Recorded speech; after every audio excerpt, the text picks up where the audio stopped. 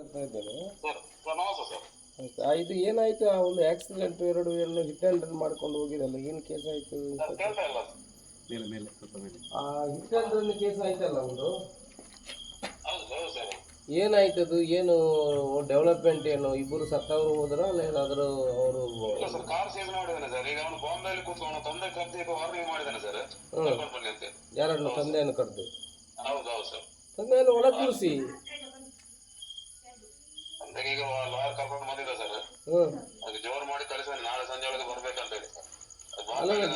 ನೋಡಿ, ಈಗ ಅವನು ಏನಾದರೂ ಮಾನವೀಯತೆ ನೆಲೆಯಲ್ಲಿ ಮಾತಾಡಬೇಕು. ಮಗನನ್ನು ಅಲ್ಲಿ ಕೂಡಿಸಿ ಕುಡ್ಕೊಂಡು ಬಂದು ಇಡೀ ರೋಡಲ್ಲಿ ಓಡಿಸಿ ಜೀವ ತೆಗೆಯುವುದಂತ ಹೇಳಿದ್ರೆ ಅದಕ್ಕೆ ಜೀವಕ್ಕೆ ಬೆಲೆ ಇಲ್ವಾ?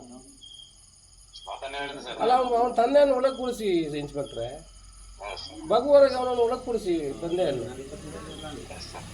ನೀವು ಅಷ್ಟು ಲೈಟ್ ತಗೊಂಡ್ರೆ ಹೇಗೆ? ಪಾಪ ಇವ್ರು ಯಾರು ಕೇಳು. ಅಲ್ಲಲ್ಲ, ನೀವು ಇವತ್ತು ಒಳಗೆ ಕೂಡಿಸ್ತಾ ಇದ್ರೆ ಅವ್ನ ಮಗ ನಾನೇ ಬರ್ತಾನೆ, ಎಲ್ಲಿಗೆ ಹೋಗ್ತಾನೆ? ಬರೋದಿಲ್ಲ. ನೀವು ಬಾಕಿಯವ್ರು ಏನೋ ಗಲಾಟೆ ಮಾಡ್ತಾರೆ, ತಾಯಿ ತಂದೆ ಮಗ ಎಲ್ಲ ಹೇಳ್ಕೊಂಡು ಹೋಗೋಣ. ಸೊ ಅವರನ್ನು ಕೂಡಿಸಿ ಒಳಗೆ, ಈಗ ರಾತ್ರಿ ಹೋಗಿ ಕರ್ಕೊಂಡು ಬಂದು ಒಳಗೆ ಕೂಡಿಸಿ ನಾನು DSPಗೆ ಹೇಳ್ತೇನೆ. ಇಲ್ಲಾಂದ್ರೆ ಇವರೆಲ್ಲ ಊರಿಯವರೆಲ್ಲ ಹೊರಡ್ತಾರೆ. ಈಗ ಅವನು ಒಂದ ಇನ್ಶೂರೆನ್ಸ್ ಕ್ಲೈಮ್ ಮಾಡಿ ಅಂತ ಅವನ ತಲೆಯಲ್ಲಿದ್ದರೆ ಅದು ಹಾಗೂ ಮಾನವೀಯತೆ ನೆಲೆಯಲ್ಲಿ ಏನಾದರೂ ಅವರು ಸಹಕಾರ ಮಾಡಬೇಕು. ಒಂದು ಗಂಡು ಒಂದು ಹೆಣ್ಣು, ಎರಡು ಮಕ್ಕಳು ಇರೋದು ಅವ್ರಿಗೆ, ಬೇರೆ ಏನಿಲ್ಲ. ಇಲ್ಲಿ ಮನೆ ನೋಡೋ ಪರಿಸ್ಥಿತಿ ಭಾಳ ಹಾಳಿದೆ.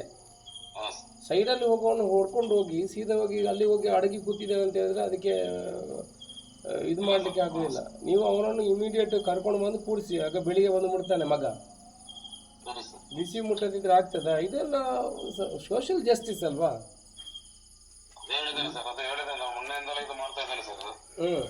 ಫೋನೆಲ್ಲ ಸ್ವಿಚ್ ಆಫ್ ಮಾಡಿದ್ರೆ ಮತ್ತೆ ಕಾಂಟ್ಯಾಕ್ಟ್ ಮಾಡಿ ಲಾರಿಗೆಲ್ಲ ಹೇಳಿ ಇದು ಮಾಡಿಸಿದೆ ಸರ್. ಅದಾಗ ಲಾರಿಗೆ ಆಕ್ಸಿಡೆಂಟ್ ಅಂತ ಹೇಳಿದ್ರೆ ಅದು accident, it is hit and run.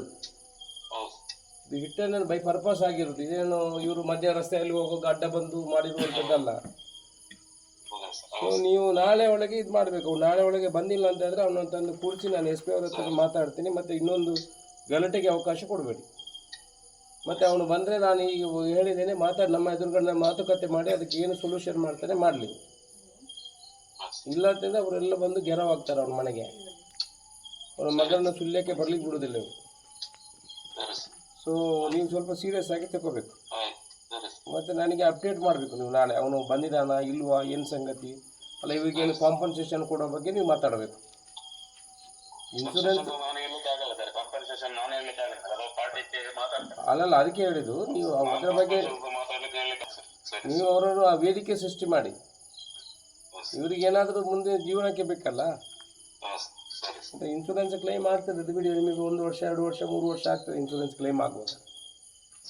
But ಒಳಗೇನೂ ಇಲ್ಲ, ಏನಿಲ್ಲ, ಈ ಥರ ಮಾಡ್ಕೊಂಡು ಹೋಗಿದೆ ಅಂತ ಹೇಳಿದ್ರೆ ಯಾವನನ್ನು ಈ ಥರ ಮಾಡಿದರೆ ಇವರು ತಪ್ಪಿಸಿದ್ರೆ ಆಗ್ತದ ಹೇಳಿ? ಈಗ ಬೈ ಆಕ್ಸಿಡೆಂಟ್ ಆದರೆ ಬೈ ಮಿಸ್ಟೇಕ್ ಆಗುವಂಥದ್ದು, ಇದು ಕುಡುಕು ಆಗಿರುವಂಥದ್ದು. ಅದು ಹಿಂದೆ ಹೋಗುವಾಗ ನೀವು ನೋಡಿದ್ರಲ್ಲ, ಆಡಿಯೋ ಎಲ್ಲ ವಿಡಿಯೋ ನೋಡಿದ್ರಲ್ಲ, ಯಾವ ರೀತಿ ಹೋಗ್ತಾ ಇದ್ದಾನೆ, ಯಾರು ಹೇಳ್ತಾ ಇದ್ದಾರೆ.